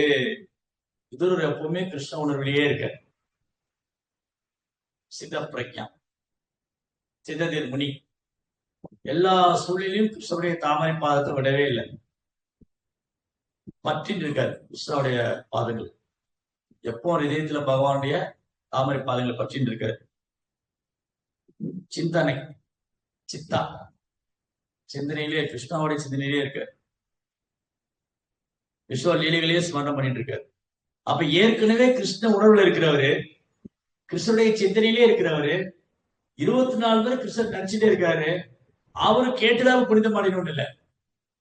அப்ப அவரு ஏன் கேட்கிறாரு? அவருக்கு இன்னும் ஆனந்தம். ஏற்கனவே கிருஷ்ண மாசில இருக்காரு அவரு. விதுரர் அவர் மனம் எப்பொழுதும் கிருஷ்ண உணர்வுலேயே லைட்ஸ் இருக்கு. அப்படி இருக்கிறவருக்கு மைத்ரேயரை பார்த்த உடனே, அடடா இந்த மைத்ரேய முனிவர் கிருஷ்ணர் பத்தி நிறைய சொல்லுவாரே, கேட்டுன்றோம் நம்ம. அப்ப இன்னும் அந்த ஆனந்தத்தை அனுபவிக்க நினைக்கிறார். அவர் அனுபவிக்க நினைச்சதுனால மைத்ரேயருக்கு பேசுற வாய்ப்பு கிடைச்சது. விதுரர் கேட்டதுனாலதான் மைத்ரேயருக்கு பேச வாய்ப்பு கிடைச்சது. விதுரரும் மைத்ரேயரும் பேசினாலதான் நமக்கு அதை படிக்கிற வாய்ப்பு கிடைச்சது. இந்த பாக்கியம். சோ அடுத்தது இங்க என்ன சொல்றாரு பிரபாதா, விதுரரின் மனம் உன்னதத்தில் முழுமையாக ஆழ்ந்திருந்ததை உன்னத விஞ்ஞானத்தில் அனுபவம் பெற்றிருந்த மைத்ரேயர் முனிவரால் புரிந்து கொள்ள முடிந்தது. அப்போ ஒரு பக்தருடைய பக்தி, ஒரு பக்தருடைய பக்தியின் ஆழத்தை இன்னொரு பக்தர் பக்தியில ஆழமா இருந்ததை புரிஞ்சுக்க முடியும். நான் கிருஷ்ண உணர்வுல முழுமையா இருந்தாதான் என்னால இன்னொரு பக்தர் எந்த அளவுக்கு கிருஷ்ண உணர்வுல ஆழமா இருக்காரு புரிஞ்சுக்க முடியும். இல்லாட்டி முடியாது. ஒரு கிருஷ்ண உணர்வுல நான் அனுபவம் உள்ளவனா இருக்கும். கிருஷ்ண உணர்வுல எனக்கு அனுபவம் கிடைக்க இன்னொரு பக்தர் எவ்வளவு அனுபவம் வாய்ந்ததுன்னு எல்லாரும் புரிஞ்சுக்கணும். சோ இங்க மைத்ரேயர் அதுல எக்ஸ்பர்ட். அவர் மைத்ரேயர் கிருஷ்ண விஞ்ஞானத்துல உன்னத விஞ்ஞானத்தில் அனுபவம் பெற்றிருந்தார், எக்ஸ்பீரியன்ஸ் பர்சன். அதனால விதுரருடைய பக்தியின் ஆழத்தை மைத்ரேயர் அப்ரிஷியேட் பண்றாரு, அவரோட புரிஞ்சுக்க முடியும். ஒரு பக்தரை எக்ஸ்டர்னல் நம்ம ஜட்ஜ் பண்ண முடியாது. ஒருத்தர் வெளி தோட்டத்துல வச்சுட்டு இவர் எந்த மாதிரி பக்தர் ஜட்ஜ் பண்ண முடியாது. சும்மா திலக் போட்டுக்கிறதுனால, கட்டி மாலை போடுறது, தோத்தி கொடுத்தா சேரி கட்டிக்கிறதுனால அப்படி ஓட்டி ஆடணும். அவர் உள்ள எந்த அளவுக்கு கிருஷ்ண கான்சியஸ்ல லைட்ஸ் இருக்காரு, உள்ள எந்த அளவுக்கு கிருஷ்ணனோட லைட்ஸ் இருக்காரு. புண்டரீக வித்யாநிதியை பார்த்தப்ப கதாதரால புரிஞ்சுக்க முடியல இவர் கிருஷ்ணனோட எவ்வளவு ஆழமா இருக்காரு. ஆக்சுவலி கதாதர் ஆழமான பக்தர் தான். கதாதர் கிருஷ்ண உணர்வுல ஆழமானவர். ஆனா புண்டரீக வித்யாநிதி எக்ஸ்டர்னல பார்த்துட்டு அவர் நினைச்சிடவோ இவர் என்ன ஒரு பெரிய ஜமீன்தாரு, இந்த ஜமீன்தார் எப்படி ஒரு வைஷ்ணவரா இருக்க முடியும் அப்படின்னு ஜட்ஜ் பண்ணிட்டாரு. ஆனா முகுந்த தத்தாவுக்கு நல்லா தெரியும் புண்டரீக வித்யாநிதி ஒரு பேரளவான ஜமீன்தாரை தவிர உள்ளுக்குள்ள ஒரு கிருஷ்ண உணர்வுல லைட்ஸ் இருக்காரு. ஏன்னா முகுந்த ஆரம்பத்திலிருந்தே பார்த்திருக்காரு, Pundarika Vidyanidhi is not an ordinary person. Pundarika Vidyanidhi ஒரு பௌதிகவாதி இல்ல, அவர் ஒரு தூய பக்தர், சுத்த பக்தர். இல்லாட்டி ஏன் முகுந்த தத்தா அவருக்கு சேவை பண்றதுக்காக ஓடி வரும்? முகுந்த தத்தா மாதிரி தூய பக்தர்கள் ஏன் புண்டரீக வித்யாநிதி நோக்கி ஓடி வரணும்? கதாதரை கூட்டிட்டு நவதீபத்துல எந்த வைஷ்ணவர் இருந்தாலும் முதல்ல போய் சேவை பண்ணுவாங்க கதாதரும் முகுந்த தத்தா. அன்னைக்கு என்ன நடந்தது? கதாதர் பாக்குறாரு, முகுந்தா என்ன தப்பா பண்ணிட்டு வந்துட்டாரோ, இவர் வெளியில இப்படி எல்லாம் இருக்காரு, எந்த மாதிரி விஷ்ணுவா இருப்பாருன்னு டவுட் ஆயிடுச்சு.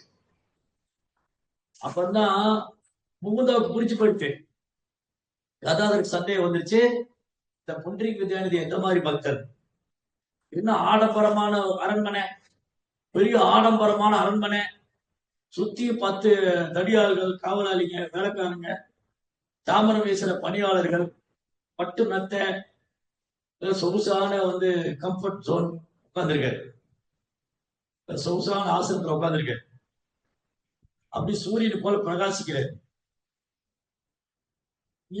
கதாதர் கதாதர் பிறவியிலிருந்தே, குழந்தை பிராயத்திலிருந்து பௌதிகத்துல துளி கூட பட்டது கிடையாது. கதாதருக்கு துளி கூட பௌதிகத்துல அட்டாச்மெண்ட் கிடையாது, வெரி சிம்பிள். ஆனா இவர் பாக்குறாரு, என்ன புண்டரீக வித்யாநிதி இவ்வளவு பெரிய காஸ்ட்லியா இருக்காரு, பெரிய அரண்மனையில உட்கார்ந்துருக்காரு. அப்ப முகுந்தா என்ன பண்றாரு, கதாதருடைய மனசு புரிஞ்சு போயிட்டாரு. ஓ, கதாதருக்கு டவுட் ஆயிடுச்சு, இந்த புண்டரீக வித்யாநிதி எந்த மாதிரி பக்தர் நினைக்கிறாரு. உடனே என்ன பண்றாரு, அவரு பாகவத்துல ஸ்லோகம் எடுத்து பாடுறாரு. அகோபகீயம் ஸ்தான கால கூடம் ஜிகன்சயா பாய அசாத்மி ஏவே கதிம் ஜாதி உச்சிதம் ததோன்யம் கம்பா தயாலு சரணம் பிரஜேம. அந்த ஸ்லோகம் சொன்ன உடனே புண்டரீக வித்யாநிதி கண்ணுல இருந்து அப்படி கண்ணீர் வருது, அருவி மாதிரி, இப்படி கங்கா தீர்த்த மாதிரி கண்ணுல இருந்து அருவி மாதிரி கண்ணீர். அந்த ஸ்லோகத்தை கேட்ட உடனே அவருக்கு கிருஷ்ண உணர்வு வெளிப்படுத்திருச்சு, கிருஷ்ணா மேல பிரேம வெளிப்படுத்த ஆரம்பிச்சிட்டாரு. ஒரு கிருஷ்ணா கிருஷ்ணா கிருஷ்ணா குர்த்தாலாம் கிழிச்சு, அந்த பட்டு மத்தையெல்லாம் கிழிச்சு, அந்த தரையில உருண்டு பரல்ற. 10 பேர் சேர்ந்து பிடிக்கிறாங்க, அவர் பிடிக்க முடியல. 10 பெரிய பெரிய பாடி கார்டுகள், இந்த பெரிய பெரிய பாடி கார்ட்ஸ் பிடிக்கிறாங்க, பவுன்சர்ஸ், அவர் பிடிக்க முடியல. அவர் 6 மணி நேரம் கிருஷ்ணா கிருஷ்ணா கிருஷ்ணான்னு அழுது மயங்கி விழுந்துட்டாரு. 6 மணி நேரம் சமாதி நிலையில இருக்காரு, இந்த உடல் தகத்திலே இல்ல அவர். அப்பதான் புரிஞ்சு கதாதருக்கு, அச்சோ நான் எக்ஸ்டர்னலா போய் நான் ஜட்ஜ் பண்ணிட்டேன்னு வர, எக்ஸ்டர்னலா ஜட்ஜ் பண்ணிட்டேன், வெளித்தோட்டத்துல பார்த்து இடம் போட்டு. அதனாலதான் இங்க மைத்ரேயர் விதுரர் வெளித்தோட்டத்துல இடம் போடல. ஓ, விதுரர் யாரு, இவரு ஒரு தாசி புத்திரன் தானே அப்படி நினைக்கல. மாறாக மைத்ரேயர் என்ன சொல்றாரு, விதுரரை பார்த்து, ஓ விதுரரே, நீங்கள் வியாசதேவரின் வீரியத்திலிருந்து பிறந்தவர் என்பதால் மாறாத சிந்தனையுடன் பகவானை நீங்கள் ஏற்றுக்கொண்டதில் சிறிதும் ஆச்சரியம் இல்லை. வியாசதேவர் பகவானுடைய சத்தியாவேச அவதாரம், வியாசாய வியாச ரூபாய விஷ்ணுவே பிரப விஷ்ணுவே, வியாச மகரிஷி. வியாச மகரிஷி அவருடைய செமன், அவருடைய உயிர் சக்தியில தான் விதுரர் தோன்றி இருக்காரு. அதனால விதுரருக்கு பக்தி இருக்கிறது ஆச்சரியப்படுறதுக்கே இல்லை. ஓ விதுரரே, நீங்கள் வியாசதேவரின் வீரியத்திலிருந்து பிறந்தவர் என்பதால் மாறாத சிந்தனையுடன் பகவானை நீங்கள் ஏற்றுக்கொண்டதில் சிறிதும் ஆச்சரியப்படுவதற்கு. அப்படின்னா திருதராசனும் வியாசருடைய வீரியத்திலிருந்து வந்தவர் தான், பாண்டுவும் வியாசருடைய வீரியத்திலிருந்து வந்தவர் தான், விதுரரும் வியாசருடைய வீரியத்திலிருந்து வந்தவர் தான். நம்ம 3 பேருக்கு என்ன வித்தியாசம்? 3 குழந்தைகளும் அஸ்தினாபுரத்துக்கு அரியாசனத்துல உட்கார குழந்தை இல்லை. ஏன்னா சத்தியவதி வரம் வாங்குவாங்க. சத்தியவதி யாரு?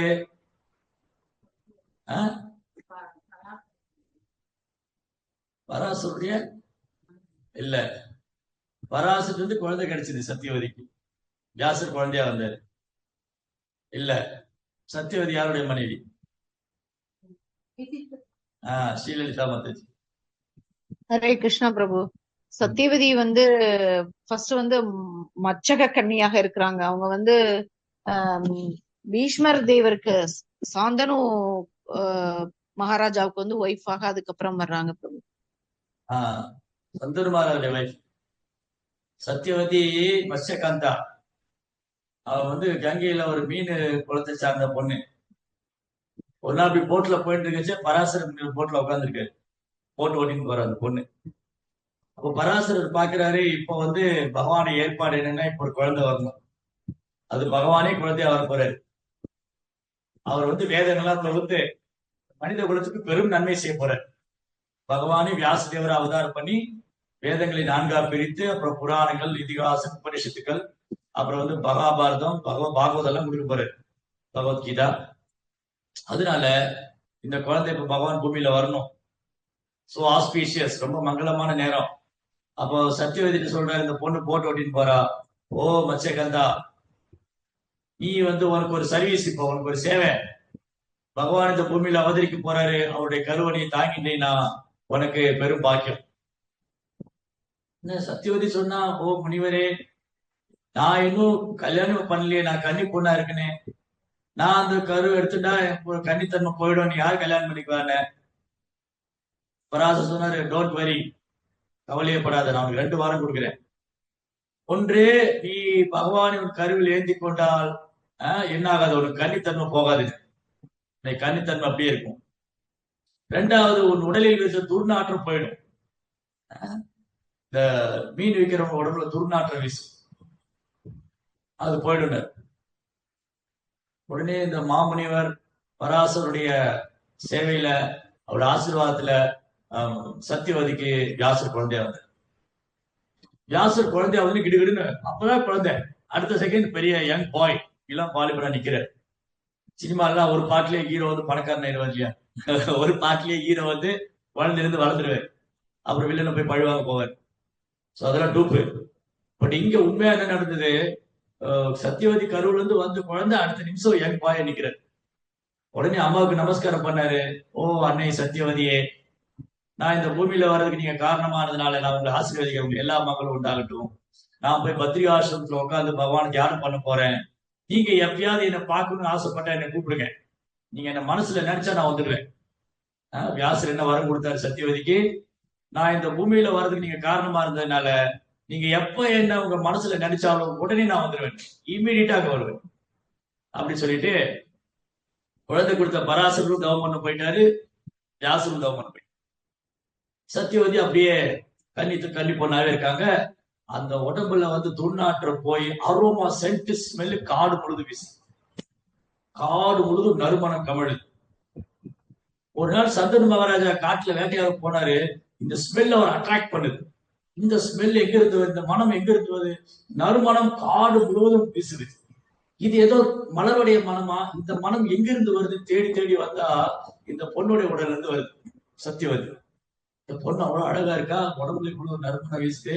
உடனே சந்தனு மகாராஜா, ஓ பெண்ணே, நீ யார், இதை காட்டில் என்ன செய்து கொண்டிருக்கிறாய், என்னை உனக்கு ரொம்ப பிடிச்சு போயிடுத்த உடனே எனக்கு, நான் உன்னை கல்யாணம் பண்ணிக்கலாமா, நம்ம 2 பேரும் கல்யாணம் பண்ணிக்கலாமா. வம்சஸ்திரிய மிதுனி பாவம், ஒரு ஆண் பொண்ணை பார்த்தோன்னே attraction, immediate attraction. So Shantanu மகாராஜாவுக்கு சத்தியவதி பார்த்தோன்னே அட்ராக்ஷன் வந்துச்சு, இவ்வளவு நான் கல்யாணம் பண்ணிக்கிறேன். சத்தியவதி சொன்னா, நீங்க எங்க அப்பாட்ட வந்து கேளுங்க, நீங்க வந்து பொண்ணு கேளுங்க, அவர் ஓகே சொன்னா நான் உங்களை கல்யாணம் பண்ணிக்கிறேன். சந்தனு மகாராஜா அவங்க அப்பாவிட்ட போய் பொண்ணு கேட்கிறாரு.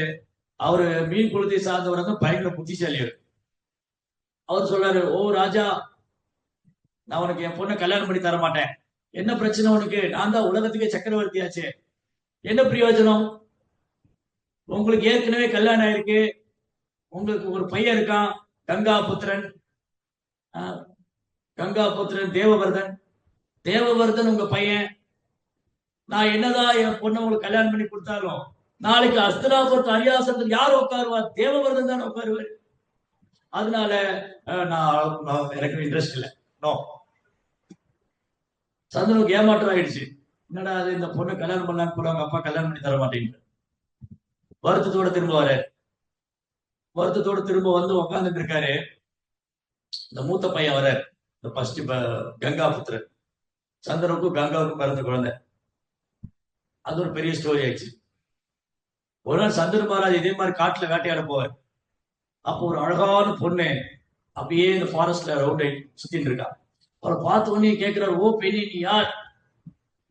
அதான், நான் Gangadevi. Oh Gangadevi, you are so beautiful, நான் உங்களை கல்யாணம் பண்ணிக்கலாமா. ஓ கங்கா சொன்னா, ஓகே நோ ப்ராப்ளம், நான் உங்களை கல்யாணம் பண்ணிக்கிறேன். ஆனா நான் என்ன பண்ணா நீங்க கேட்க கூடாது, நான் என்ன பண்ண, இன்னைக்கு அப்படிதான், இன்னைக்கு வந்து ஆணு பொண்ணு கல்யாணம் பண்ணிக்கிறாங்க, என்ன அக்ரிமெண்ட் போடுறாங்க, நான் என் இஷ்டப்படி இருப்பேன், நீ கேட்க கூடாது, உமா இஷ்டப்படி இருந்தா நான் கேட்க மாட்டேன் அப்படின்னா ஓகே, இல்லாட்டி இமிடியேட்டா டைவர்ஸ். ஓ நீ வந்து என்னுடைய புலனை திருப்தி படுத்தல, நீ எனக்கு சந்தோஷம் கொடுக்கல, ஆனா நான் உனக்கு கொடுக்க மாட்டேன். இம்மிடியட்லி. மேரேஜ் ஒரு அக்ரிமெண்ட் தாண்டி, பிடிச்சிருந்தா சேர்ந்துருப்போம், பிடிக்கலன்னா விலகிடுவோம். இதெல்லாம் இல்லவே இல்லை வேத காலத்துல. பட் கங்காதேவி ஸ்டில் கண்டிஷன் போடுறாங்க. ஓ சாந்தனு மகாராஜா, நான் உன்னை கல்யாணம் பண்ணிக்க தயார், ஆனா கண்டிஷன் என்னது, நான் என்ன பண்ணலாம் நீ கேட்க கூடாது. கங்கையோட அழகுல மயங்கினா சந்தன் மகாராஜ் அப்படியே ஆகும். ஓகே வெரி குட், நான் அதை கேட்க மாட்டேன், நீங்க இஷ்டப்படி இருக்கோ. எப்படியாவது கங்காவை கல்யாணம் பண்ணா போதும்னு கல்யாணம் நடந்தது. முதல் குழந்தை பிறந்ததே தூக்கி கங்கையில போட்டாங்க. ஃபர்ஸ்ட் வாரிசு, அஸ்தினாபுரத்துடைய முதல் வாரிசு சந்தனு மகாராஜு, கங்கைக்கு பிறந்த குழந்தை தூக்கி கங்கையில போட்டாங்க. சந்தனுக்கு கோபம் வருது, ஆனா கேட்க முடியாது. கேட்டா கங்கா விட்டுட்டு போயிடுவான், கங்கா விட்டுட்டு போயிடுவான்.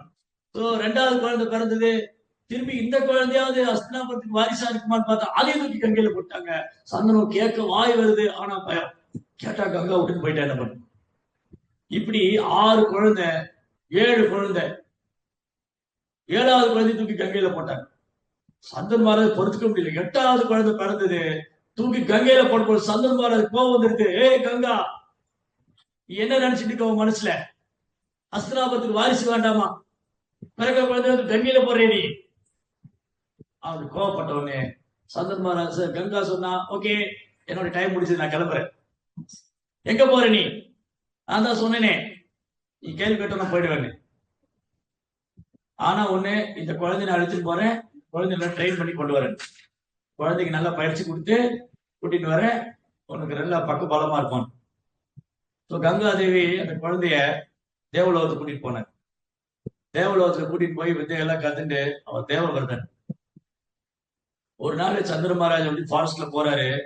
ஒரு அழகான ஹேண்ட்ஸமான யங் பாய், அப்படி ஆச்சானு பாகன், பறந்து விரிந்த தோள்கள், முழங்கால் வரை நீண்ட கரங்கள், அப்படி சூரியனை போல தேஜஸ், தாமரை போல கண், அப்படி ஜொலிக்கிறார்.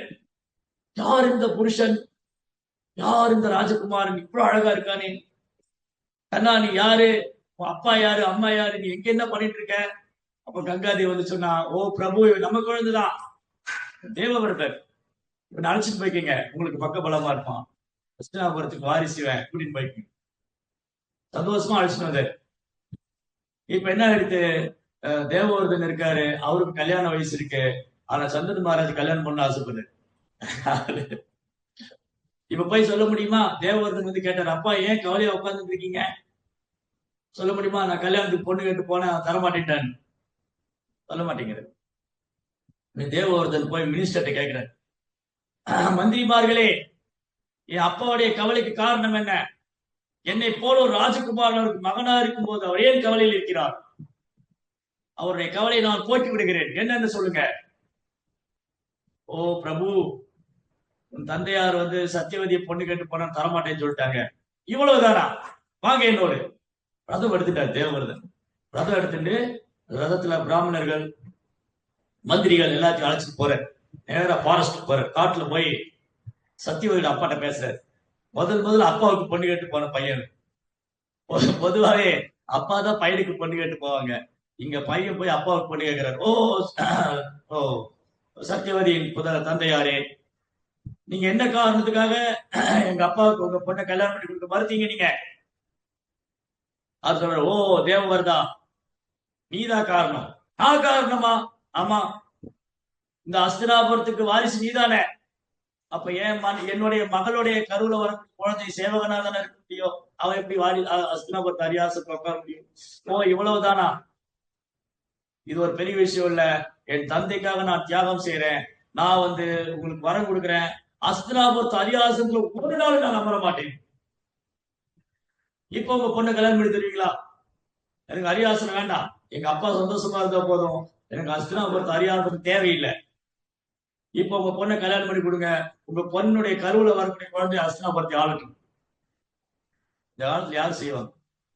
சோப்பு டப்பா மாதிரி வீடு இருந்தாலும் கொடுக்க மாட்டேங்கிறான், அப்பா கிட்ட சண்டை போட்டு எழுதி வாங்கிடுறான், எங்கேயாவது அவங்க கேட்டுருவானோ இவங்க கேட்டுருவானோ. சொம்பு மாதிரி ஒரு காரு, சோப்பு டப்பா மாதிரி ஒரு வீடு, இதை வச்சுக்கிட்டே இன்னைக்கு சண்டை போட்டுக்கிறாங்க, இது எனக்கு அது உனக்கு. இந்த உலகத்துக்கே சக்கரவர்த்தியா இருந்த ஒரு சந்தர் மகாராஜ், அந்த ராஜ்யத்தை வந்து துச்சமா தூக்கி போட்டார் தேவவிரதன். ஆச்சரியம் அந்த சத்தியவதி அப்பாவுக்கு. என்ன ஆச்சரியம், இந்த பையன் இவ்வளவு இளம் வயதுல இப்படி பெரிய தியாகம் பண்ணிட்டான், தந்தையாருக்காக அரியாசனம் வேணாட்டான். இப்ப சொல்லுங்க, உங்க பொண்ணு கல்யாணம் பண்ணி தருவீங்களா? முடியாது. நோ. என்னையா, நான் தான் சொல்லிட்டேன்னு ராஜ்யமே கொடுத்துரு வேணான்ட்டு. இல்ல, எனக்கு இன்னொரு பிரச்சனை இருக்கு. அது என்ன பிரச்சனை? நாளைக்கு நீ கல்யாணம் பண்ணா உன்னுடைய மனைவியுடைய கருவுல வரக்கூடிய குழந்தைதான் ஹஸ்தினாபுரத்து அரியாசனத்துல உட்காரு. எவ்வளவு இன்டெலிஜென்ட் பாருங்க. ஓ தேவர் தான், நாளைக்கு நீ கல்யாணம் செய்து கொண்டால் உன் மனைவி உன் குழந்தை தானே ஹஸ்தினாபுரத்து அரியாசனத்தில் அமரும். அப்படி இருக்கும்போது நான் எப்படி என் பிள்ளை கல்யாணம் பண்ணி தருவேன்? Oh, you are so intelligent, so good. எந்த மாதிரிலாம் யோசிக்கிறாரு. அப்ப தேவவர்தன் சொல்றாரு, அக்னி சாட்சியாக, ஆகாசம் சாட்சியாக, பூமி சாட்சியாக, இங்குள்ள பிராமணர் சாட்சியாக, தேவர்கள் சாட்சியாக, இந்த தேவவர்தன் சபதம் எடுக்கிறேன், நான் கல்யாணமே செய்திக்க மாட்டேன், பிரம்மச்சரியா இருக்கேன். நான் வந்து கல்யாணமே பண்ணிக்க மாட்டேன், நான் பிரம்மச்சரியா இருக்கேன். உங்க பொண்ணு எங்க அப்பா கல்யாணம் பண்ணி கொடுக்க. அப்படி சொன்ன உடனே ஆகாசத்துல இருந்து தேவர்கள்லாம் பூக்களை மழையா பொழிகிறாங்க. பீஷ்மா பீஷ்மா பீஷ்மா. பீஷ்மானா ஸ்ட்ராங், உறுதியான விரதம். அந்த 15-16 வயசுலயே தவம் விரதம் எடுத்துட்டாரு. நான் பிரம்மச்சரியா இருப்பேன், கல்யாணம் பண்ணிக்க மாட்டேன். தேவமங்கையெல்லாம் நடனம் ஆடுறாங்க. கந்தர்வர்கள், கிண்ணறர்கள், கிம்புருஷர்கள் அவர் புகழ் பாடுறாங்க. துந்துபி முழங்குது, ஆகாசத்துல கொண்டாடுறாங்க பீஷ்மரை. இந்த சத்தியவதியோட அப்பா பெரும் ஆச்சரியம், இப்படி ஒரு பையனா இந்த பூமியில. அப்ப கல்யாணம் பண்ணி கொடுத்துட்டாங்க. சந்தனு மகாராஜுக்கும் சத்தியவதி கல்யாணம் நடந்தது. சந்தனு மகாராஜ் ரொம்ப சந்தோஷம், இப்படி ஒரு பையனா எனக்கு. ஏ பீஷ்மா, நான் உனக்கு வரம் கொடுக்குறேன், நீ எப்ப வேணா நீ விரும்புனா இந்த உடலை விட்டு போயிடலாம், எப்ப வேணா இந்த உடலை விடலாம், இச்சா மரணம், நீ விரும்புனா இந்த உடலை விட்டு போய்க்கலாம். சோ இப்படி இந்த சந்தனு மகாராஜுக்கும் சத்தியவதி கல்யாணம் நடந்தது. அப்புறம் பீஷ்மா வந்து கங்கா புத்ரா, அவர் அரியாசனத்துல உட்காரல. சந்தனு மகாராஜ் சத்தியவதிக்கு 2 குழந்தைகள் பிறந்தது. விசித்திர வீரியா, சித்ராங்கதா, சித்ராங்கதா, விசித்திர வீரியா. சித்ராங்கதா ஒரு நாள் ஏதோ வேட்டையாட போய் இறந்து போயிடுவார். விசித்திர வீரியா மட்டும்தான் இருக்காரு. விசித்திர வீரியாவும் என்ன ஆயிடுச்சுன்னா, ஒரு சமயம் அவரும் இறந்து போயிடுவார். அப்ப ஹஸ்தினாபுரத்துல வாரிசு இல்ல, 2 பேர் இறந்து போயிட்டாங்க. சத்தியவதிக்கு பிறந்த 2 குழந்தைகளும். விசித்திர வீரன் இறந்து போயிட்டாரு, சித்ராங்கதன் இறந்து போயிட்டாரு. இப்ப ஹஸ்தினாபுரத்துக்கு ஏது வாரிசு? அப்போ வந்து சத்தியவதி வந்து பீஷ்மா தருவாங்க. ஓ பீஷ்மா, நீ வந்து எனக்கு குழந்தை கொடுக்கணும். அவங்க 2, இந்த விசித்திர வீரனுக்கு 2 மனைவி இருப்பாங்க, அம்பிகா, அம்பாலிகா. ஆக்சுவலி என்ன நடக்கும்னா, 3 பொண்ணுங்களை கடத்தின்னு வருவார். பீஷ்மா என்ன பண்ணுவாரு, 3 பொண்ணு கடத்தின்னு வந்துருவாரு. அம்பா, அம்பிகா, அம்பாலிகா. இந்த 3 பொண்ணு கடத்தின்னு வரச்ச அம்பா வந்து அழுவா. ஓ பீஷ்மா, என்ன விட்டுடுங்க, நான் வந்து சால்வனை காதல் பண்ணிட்டு இருக்கேன், நான் ஒரு கல்யாணம் பண்ணணும், நீங்க என்ன விட்டுடுங்க, நான் இன்னொரு ஆண்மகனை நினைத்து கொண்டிருக்கிறேன், ஒரு ஆண்மகனை நினைத்து கொண்டு நான் எப்படி இன்னொரு ஆண்மகனை திருமணம் செய்து கொள்வது, என்னை விட்டுடுங்க. பீஷ்மா விட்டுட்டாரு. இந்த அம்பா திரும்ப போனா ஆக்சுவலி கூட்டிட்டு வந்தார். ஃபர்ஸ்ட் கூட்டிட்டு வந்தா விசித்திர வீரன் சொல்லுவா, இந்த அம்பா ஏற்கனவே யாரையோ காதல் பண்ணிட்டு இருக்கா, அவளை எப்படி நான் மனைவி எடுத்துக்கு? அவ ஏற்கனவே ஒரு ஆண்மகனை நினைத்து கொண்டு இருக்கும் போது அவளோட எப்படி நான் குடும்பம் நடத்துவேன்? அவ எனக்கு வேண்டாம், ரிஜெக்ட் பண்ணிட்டான். விசித்திர வீரன் அம்பாவை நிராகரிச்சுட்டான். சரி, இப்ப என்ன பண்ண, அம்பா திரும்ப போனா அந்த சால்வனை எடுத்துக்க மாட்டேங்கிறான். உன்னை பீஷ்ம தூக்கின்னு போனாரு, எப்படி உன்னை கல்யாணம் பண்ணிக்க மாட்டேன். இப்ப அம்பா கதி அதோ கதி, அம்பா கதி அதோ கதி. கடத்தின் போனவனும் கல்யாணம் பண்ண மாட்டேங்கிறான், அங்க இருக்கிற மாப்பிள்ளையும் கல்யாணம் பண்ண மாட்டேங்கிறான், இங்க இருக்கிற காதலனும் கல்யாணம் பண்ண மாட்டேங்கிறான். என்ன பண்றது, பிடிக்கிறான். அதான் வேத காலத்துல ஒரு பெண் ஒரு ஆணை நினைத்தாலும் அவரோட வாழ்ந்துட்டு இருக்கான்னு நினைச்சுட்டே இருந்தா. இன்னைக்கு எல்லா வீட்லயும் வந்து சினிமா நடிகரு, அப்புறம் விளையாட்டு வீரர் போட்டோ வச்சு 24 பேர் அவங்க கூட தான் வாழ்ந்துட்டு. ஆண் வந்து ஹீரோயின் கூட வாழ்ந்துட்டு இருக்கா, பெண் வந்து ஹீரோ கூட வாழ்ந்து 24 hours. பியூரிட்டி, தூய்மைங்கிற பேச்சு கேட்க. அது என்ன ஆயிடுச்சு, அப்புறம் அம்பா வந்து பீஷ்மாட்ட வந்தான். ஏ பீஷ்மா, நீ தானே கடத்தின்னு போன, கல்யாணம் பண்ண வந்தவனும் கல்யாணம் பண்ண மாட்டேன்ட்டான், காதலிச்சவங்க கல்யாணம் பண்ண மாட்டேன், கடத்தின்னு போன நீ தான் கல்யாணம் பண்ண. பீஷ்மர் சொன்ன, நான் பிரம்மச்சரி வர்றதுக்கு நான் கல்யாணம் பண்ண, இப்ப எதுக்கே கடத்தின்னு போனேன்? நான் எனக்காக கடத்திட்டு வந்தேன், அவருக்கு விசித்திர இதுக்காக கடத்திட்டு போனேன். அதெல்லாம் எனக்கு தெரியாது, நீ தானே கடத்தின்னு வந்த, நீ தானே கல்யாணம் பண்ண முடியாது. நேரா பரசுராமர்கிட்ட போனேன். பரசுராமர் யாரு? பீஷ்மருடைய குரு. பரசுராமர்கிட்ட போனாங்க. ஓ குருதேவா பரசுராமா, ஒரு சீடர் என்ன கடத்தின்னு போனாரு, இப்ப கல்யாணம் பண்ண மாட்டேங்கிறாரு, நீங்க தான் அவருக்கு அறிவுரை சொல்லணும், என்ன காப்பாத்துக்க. நீங்க ஒரு அபலை பெண்ணுடைய குரல் கேட்கவில்லையா? ஓ பரசுராமரே அப்படின்னு பரசுராமரை அடைக்கலம் கொண்டால் அப்பா. பரசுராமருக்கு வந்தது கோபம். இந்த பீஷ்மனுக்கு என்ன துணிச்சல் இருந்தா இந்த பொண்ணை கடத்தின்னு போய் கல்யாணம் பண்ண மாட்டேன்னு சொல்லுவோம்.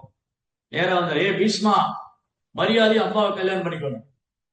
பீஷ்மா சொன்னார், குரு மகாராஜ் முடியாது, நான் வந்து ப்ராமிஸ் பண்ணிருக்கேன் அம்மாவுக்கு, நான் பிரம்மச்சரிய வரதா இருப்பேன்னு. அதெல்லாம் எனக்கு தெரியாது, நீ கடத்தின்னு போனியா? ஆமா கடத்தின்னு போனேன், அப்ப கல்யாணம் பண்ணுது. முடியாது, அப்ப என் கூட சண்டை போடணும். உனக்கு 2 ஆப்ஷன் தான், ஒண்ணு நீ வந்து அம்பாவை கல்யாணம் பண்ணணும், இல்ல என்னோட சண்டை போடணும். பீஷ்மர் பார்த்தாரு, நான் கொடுத்த வாக்குறுதியை மீறதை விட பரசுராமர் கையில் இறப்பதை மேல், நான் கொடுத்த வாக்குறுதியை மீறதை விட பரசுராமர் கையில் இறக்குறதை மேல். ஓ குருதேவா, நான் கூட சண்டை போட தயார். கடுமையான யுத்தம். பரசுராமருக்கும் பீஷ்மருக்கும் பயங்கர யுத்தம். அப்படி அம்புகளை மழையா பொழிகிறாங்க. ஒரு கட்டத்துல பார்த்தா யுத்தம் பயங்கர தீவிரமா போயிட்டு இருக்கு. அப்புறம் முனிவர்கள்லாம் பார்த்தாங்க.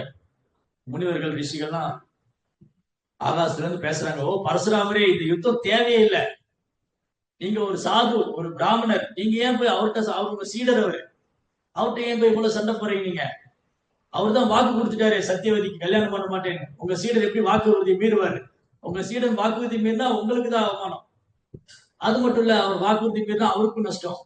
அதை விட்டுடுங்க, அவர் மன்னிச்சு விட்டுடுங்க, இந்த யுத்தம் தேவையில்லை அப்படின்னு சொல்லி எல்லாரும் பிரார்த்தனை பண்ணோன்னே பரசுராம விட்டுட்டேன். சரி, அப்ப அம்பாவுக்கு நியாயம் கிடைக்கல. அவ பார்த்தா, இந்த பீஷ்மா வந்து என்ன தூக்கிட்டு போயிட்டு கல்யாணம் பண்ணல, நான் இவரை கொல்லணும், பீஷ்மா பழி வாங்கணும் அப்படின்னு போய் தவம் பண்றான். அவதான் சிக்கண்டியா வந்தான். சிக்கண்டின்னு ஒரு திருநங்கை. இப்படி எல்லாம் ஒரு பக்கம் நடந்துட்டு இருந்தது. இன்னொரு பக்கம் என்ன ஆச்சு, இந்த அஸ்தினாபுரத்துக்கு அரியாசனம் உட்கார யாரும் இல்லை. அந்த டைமிங்க்கு வந்து பீஷ்மா வந்து இன்சார்ஜா இருக்காரு. அஸ்தினாபுரத்துல அரியாசனி பாதுகாக்கக்கூடிய ஒரு ப்ரொடெக்டரா இருக்காரு. அப்பதான் சத்தியவதி வந்தா, ஏ பீஷ்மா, நீ எனக்காக தானே சபதம் எடுத்துல பிரம்மச்சரிய பண்ணு, நீ இப்ப கை விட்டுடு. நான் சொல்றேன், எனக்கு அஸ்தினாபுரத்துக்கு வாரிசு வேணும், என்னுடைய 2 மருமகள் இருக்கான், 2 மருமகள் மூலமா எனக்கு ஒரு குழந்தை வேணும். அந்த காலத்துல ஒரு வழக்கம் இருந்தது, இப்போ சகோதரன் குழந்தை இல்லைன்னா இன்னொரு சகோதரன் மூலமா குழந்தை கொடுக்குது, ஒரு ட்ரெடிஷன் இருந்தது. அது கலியுகத்துல தடை செஞ்சுட்டாங்க. கலியுகத்துல மக்கள் எல்லாமே தலைகீழ தான் இருக்காங்க. இதெல்லாம் வந்து முன்னால ரொம்ப மோசமா போயிடும் இந்த மாதிரிலாம் இருந்தா. கலியுகத்துல என்ன பண்ணிட்டாங்க, 5 விஷயம் தடை பண்ணிருக்காங்க. கலியுகத்துல எத்தனை விஷயம் தடை பண்ணிருக்கு, என்னென்னது? பதில் தெரிஞ்சவங்க கை தூக்குங்க. கலியுகத்துல 5 விஷயம் தடை பண்ணிட்டாங்க, அலோடு இல்ல. ஸ்ரீலலிதா மாதிரி ஒண்ணு சொல்லுங்க. அதாவது மிருகங்கள் பலி, யாகங்கள்ல வந்து மிருகங்கள் பலி, யாகத்துல மிருகத்தை பலியிடுறது கலியுகத்துல தடை செய்யப்பட்டிருக்கு. அப்புறம் இன்னும் 4 பாக்கி இருக்கு. வேற யாருக்கு தெரியும்? அஸ்வமேத யாகம் செய்து கலியுகத்துல தடை செய்யப்பட்டிருக்கு. இன்னும் 3 பாக்கி இருக்கு. சன்னியாசத்துக்குள்ள கலியுகத்துல தடை செய்யப்பட்ட 2 பாக்கி இருக்கு. இந்த 2 என்னது? இந்த 2 என்னது? அஸ்வமேத யாகம் சொல்லியாச்சு, அப்புறம் சன்னியாசம் எடுத்துக்கொண்டது சொல்லியாச்சு, அப்புறம் யாகத்துல இருந்து மிருகத்தை பலியிடக்கூடாதுன்னு சொல்லியாச்சு. இந்த 2 பாக்கி இருக்கு. சகோதரன் மூலமா குழந்தை கொடுக்கிறது தடை செய்யப்பட்டிருக்கு. அப்புறம் இன்னும் 1, இன்னும் 1 பாக்கி இல்ல, இன்னும் 1 பாக்கி இருக்கு. இறந்து போன முன்னோர்களுக்கு அசைவ உணவு படைக்கிறது தடை செய்யப்படும். அஸ்வமேதம், கபாலம்பம், சந்நியாசம், பலபாத்ரிகம், தேவரேன சுலோபாத்னி கலோ பாஞ்ச விவர்ச்சதே. கலியுகத்துல இதுக்கு குவாலிபிகேஷன் கிடையாது. கலோ சூத்திர சம்பவ. கலியுகத்துல எல்லாம் சூதரனா இருக்கிறதுனால கலியுகத்துல யாருக்கும் குவாலிபிகேஷன் கிடையாது. அஸ்வமேத யாகம் செய்யறதுக்கோ அல்லது சன்னியாசம் எடுத்துக்கொள்றதுக்கோ அல்லது இறந்து போன முன்னோர்களுக்கு மானுஷ பட்சணம் படைக்கிறதோ, யாகத்துல மிருகத்தை பலியிடுவதோ தடை செய்யப்படும். ஆனா அந்த டைம் துவாபர யுகத்துல இருந்தது. சத்தியவதி சொன்னாங்க, என்னுடைய மருமகள் மூலமா நீ எனக்கு ஒரு குழந்தை கொடு. அப்ப பீஷ்மர் சொன்னாரு, no no no, not possible, முடியவே முடியாது. நான் பிரம்மச்சரிய விரதம் எடுத்துட்டு இருக்கேன், என்ன விரதத்தை மீற சொல்றீங்க நீங்க, முடியாது. சத்தியவதி சொல்ற, நீ யாருக்காக பிரம்மச்சரிய விரதம் எடுத்த? எனக்காக தானே. நான் உங்க அப்பாவை கல்யாணம் பண்ணணும், உங்க அப்பாவுக்காக தானே. இப்ப அஸ்தினாபுரத்துக்கு வாரிசு கிடையாது. பீஷ்மா, தயவு செய்து நீ இந்த 2 மருமகளுக்கும் 2 குழந்தை கொடுங்க. நோ, முடியாது. சத்தியவதி தலை குப்புற நின்று கேட்டால் பீஷ்மா ஒத்துக்க மாட்டேங்கிறது. அந்த சொன்ன வாக்கு அதான் பீஷ்மா. பீஷ்மானா எடுத்த உறுதி, வைராக்கியம், கடைசி வரைக்கும் விடல. அப்ப பீஷ்மா ஐடியா சொல்றாரு, ஏன் என்ன தொந்தரவு பண்றீங்க? உங்க பையன் தானே வியாசர், வியாசர் கூப்பிடுங்க. என்ன ஏன் வந்து தொந்தரவு பண்றீங்க? நான் தான் விரதம் எடுத்திருக்கேனே, நீங்க வியாசரை கூப்பிடுங்க, வியாசர் குழந்தை கொடுத்துருங்க. அப்பதான் சத்தியவதி என்ன பண்ணாங்க, வியாசரை மனசுல நினைச்சாங்க. வியாசரை மனதில் நினைத்தோண்டி வியாசர் இங்க வந்தார். ஓ அன்னையே, எனக்கான சேவை என்ன, என்ன எதுக்காக அழைச்சிங்க? அப்போ சத்தியவதி சொன்னா, இந்த 2 மருமக இருக்கா, அவன் மூலமா எனக்கு ஒரு குழந்தை வேணும். ஓகே. சோ வியாசர் போனாரு. இந்த அம்பிகா என்ன பண்ணா, தன் கணவனுடைய சகோதரனா ஒரு ஹேண்ட்ஸமான யங் பாய், ஒரு ஒரு சத்திரியனா ஒரு ராஜாவா இருப்பான்னு நினைச்சா, அவர் ஒரு முனிவர் வந்திருக்காரு. அப்படியே வந்து தாடியெல்லாம் வச்சு, ஜட முடியெல்லாம் வச்சு, அவரை பார்த்தோன்னே அருவருப்புல கண்ணை மூடிட்டா. வியாசரை பார்த்தோன்னே அருவருப்புல கண்ணை மூடி, என்ன சே, என்ன போய் ஒரு வயதான ஒரு ஜடாமுடி வச்சு முனிவரோட போய் சேர விடுறாங்க. அப்ப சத்தியவதி கேட்டா, இந்த அம்பியாவுக்கு என்ன குழந்தை வரும்? குருடன் தான் குழந்தையா வரும். இந்த குழந்தை கருப்பு குருடனா இருக்கு. குருடன் எப்படி அஸ்தினாபுரத்து அரியாசன் உட்கார வைக்கிறது? அந்த மருமக கூட ஒரு குழந்தை குருடன். அவர்கிட்ட போனா அவருக்கு இன்ட்ரெஸ்ட் ஒண்ணும் இல்லை, வியாசருடைய சேர்ந்து விருப்பம் ஒண்ணும் இல்லை, விருப்பம் இல்லாம இணைஞ்சா அந்த குழந்தை எப்படி வரும்? அது ரோகம் உள்ள குழந்தையா இருக்கும். அப்பயும் சத்தியவதிக்கு திருப்தி இல்லை. ஒரு குழந்தை குருடனா பிறக்கிறான், ஒரு குழந்தை ரோகம் உள்ளவனா பிறகு, என்ன பிரயோஜனம்? இன்னொரு குழந்தை வேணும். இந்த இடத்துல 2 மருமகள் என்ன பண்ணுவா, அவர் 2 பேரும் வியாசரை சந்தோஷப்படுத்தாம போயிட்டு வேலைக்காரி வச்சு, இந்த ஒரு முனிவரோட போய் என்ன சேர சொல்ற, தட முடியெல்லாம் வச்சிருக்காரு அவரு, என்ன இது அப்படின்னு அவர் 2 பேர் பேசிட்டு வேலைக்காரி அனுப்பிச்சு விட்டார். அந்த வேலைக்காரி என்ன பண்ணாங்க, வியாசுடைய மகிமை அறிந்து அவருக்கு பணிவிடையை செஞ்சு, சேவை பண்ணி, அவருக்கு பாத பூஜை செஞ்சு, அவருக்கு பிரசாதம் எல்லாம் கொடுத்து, அந்த வேலைக்காரி அப்படி செஞ்சு சேவை பண்ணான். இப்ப சத்தியவதி கேட்டா, இப்ப என்ன குழந்தை வரும் எனக்கு? இப்போ 2 மர்மமும் வரல, வேலைக்காரி அனுப்பிச்சு விட்டா. அச்சோ. ஆனா அந்த வேலைக்காரி ரொம்ப நல்ல சேவை பண்ணா, அவர் ரொம்ப சாத்விகமா இருந்தா, அவருக்கு பிறகுடைய குழந்தை ஒரு மகாத்மாவும் வரும். அவருக்கு பிறகுடைய குழந்தை மகாத்மா, அதான் விதுர மகாத்மா. தாசி புத்திரன்னா சாதாரண குழந்தை அல்ல, அவரு ஒரு மகாத்மா, விதுர மகாத்மா. அதனால வியாசர் தான் அந்த 3 குழந்தைகளுக்கு அப்பாவா இருந்தார். திருதராசனும் வியாசருடைய கருவுல இருந்து சக்தி தான், வியாசருடைய இதுல வியாசர் மூலமா வந்தவர் தான். பாண்டுவும் வியாசர் மூலமா வந்தவர் தான், விதுரரும் வியாசர் மூலமா வந்தவர் தான். ஆனா இவங்க டிஃபரன்ஸ் பாரு, ஒரே தந்தைக்கு பிறந்த 3 குழந்தைங்க, ஆனா வித்தியாசம் என்னது? கான்சியஸ்னஸ்ல வித்தியாசம்.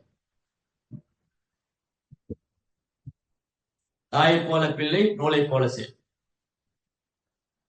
பெற்றோர்கள் எந்த உணர்வுல இருக்காங்களோ அதான் பிள்ளைங்க. சோ பெற்றோர்கள் என்ன உணர்வு? அம்பாளிகர் 2 பேருக்கு வியாசருக்கு சேவை பண்ணக்கூடிய எண்ணம் இல்ல. அதனாலதான் 2 பேருக்கு குழந்தையும், ஒருத்தர் ரோகம் உள்ளவனா இருந்தா, ஒருத்தர் வந்து இந்த கண் இல்லாத கூட அறிவு இல்லாதவன். அவனுக்கு கண் பார்வை இல்லை, அறிவும் இல்லை, 2மே இல்லை அவனுக்கு. அதான் திருதராஷ்டிரன். பட் ஆனா விதுரர் வந்து மகாத்மா.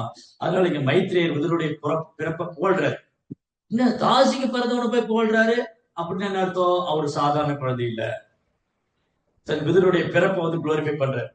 மைத்ரேயர் வந்து விதுருடைய பிறப்பை புகழ்றாரு. நீங்க வியாசத்துன்னு வந்ததுனால உங்களுக்கு எல்லா மங்களும் இருக்கு, எல்லா மங்களும் உண்டாகும்.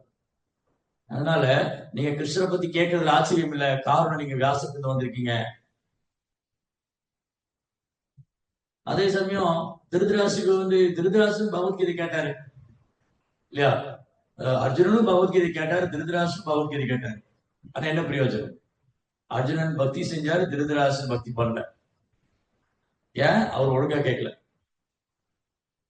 அவர் ஏற்றுக்கொள்ளல கிருஷ்ணரை முழுமுழுக்கிறவெல்லாம். காரணம் அவருக்கு பௌதிக ஆசை, பற்றுதல், அட்டாச்மெண்ட். எனக்கு அப்புறம் என் பையன் தான் உட்காரணும் அரியாசனத்துல. பிரபா பொருளர் எழுதுறாரு, ஜனத்தொகை பெருகி போச்சுன்னு நினைக்கிறது பிரச்சனை இல்லைங்கிறாரு.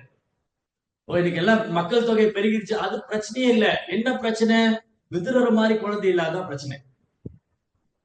மக்கள் தொகை எவ்வளவு வேணாலும் பெருகலாம், தப்பே இல்லை. ஆனா விதுரரை போலையோ, மைத்ரேயரை போலையோ, சுகதேவ கோசாமி போலையோ, பரீட்சித்தை போலையோ சுத்த பக்தர்கள் இந்த பூமியில கம்மி. அதுதான் இங்க பிரச்சனை. அதுதான் அவசியம் புறப்படுது.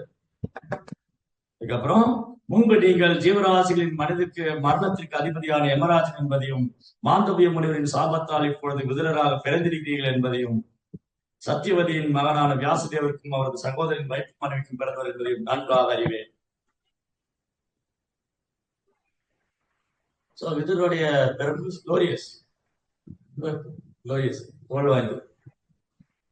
ஏன்னா யமராஜ் தான் விதுரரா வந்திருக்காரு. யமராஜன் ஏன் விதுரரா வந்தாரு? இந்த மாந்தவிய முனிவர் சாமிச்சாரு. மாந்தவிய முனிவர் ஏன் சாமிச்சாரு? இவர் சின்ன வயசுல பண்ண தப்புக்கு யமராஜ் பெருந்தாண்டனை கொடுத்தாரு. அப்ப இந்த சாபத்தை கூட ஒரு வரமா எடுத்துக்கிட்டாரு. நான் பொழுதன்னைக்கும் இந்த அசுரங்களை தண்டிச்சுக்கிட்டே இருக்கேன், எனக்கு லீவே இல்லை. யமராஜ் லீவ் போட முடியாது, யமராஜுக்கு லீவே கிடையாது. யமராஜுடைய சர்வீஸ் வந்து தேங்க்லெஸ் சர்வீஸ், ரொம்ப கஷ்டமான சேவை இது. பாவிக்கு எந்நேரம் பாவிகளை தண்டிச்சுக்கிட்டே இருக்கு. அவருக்கே போர் அடிச்சு படுது. எனக்கு வந்து பகவான் லீலைகளை பாடுறதுக்கும் கேட்கறதுக்கும் நேரமே இல்லை. 24 மணி இந்த பாவிகளை தண்டிச்சுட்டே இருக்க வேண்டிய வேலையா இருக்கு. நான் எப்போ பகவான் லீலைகளை பாடுறது கேட்கறது, எப்போ புனித செலவுகளை யாத்திரை போறதுன்னு வெயிட் பண்ணிட்டு இருந்தாரு. லீவ் போட்டுட்டு போயிடலாம். அது என்ன ஆயிடுச்சு, இங்க சபிக்கப்பட்ட இதுதான் சான்ஸ். நல்லதா போச்சு. அதனால அவர் விருப்பத்தை பகவான் பூர்த்தி பண்ணாரு. அவரு விதுரரா வந்து பகவானுடைய நாம ரூப குணாதிசயங்களை அனுபவிக்கிறார்.